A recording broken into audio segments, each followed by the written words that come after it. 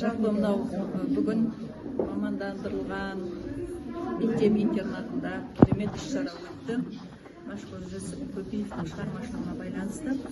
Бұның ұйымдастырушысы әрі оқушылармен жетекшілік жасап жұмыс атқарған Майра апайымызға мен ерекше алғыс айтқым келіп тұр. Мынау мектеп қабырғасында қазақтың бір туар зиялы азаматтары, тұлғалар, атап айтатын болсақ Абай, Шәкәрім, Машһүр Жүсіп Көпеев секілді өте көп қой қазақта атақты ақын жазушыларымыз.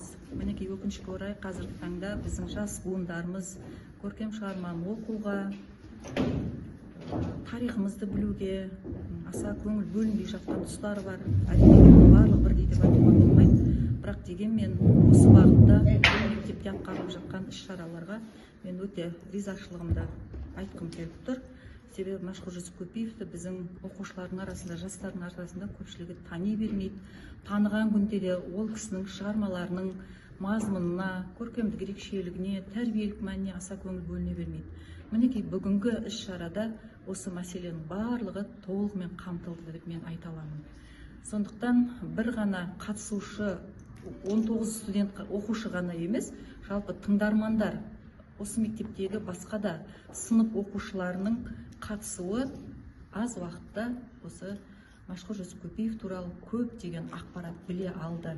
Міне бұл кештің құндылығы да осында деп айтамын.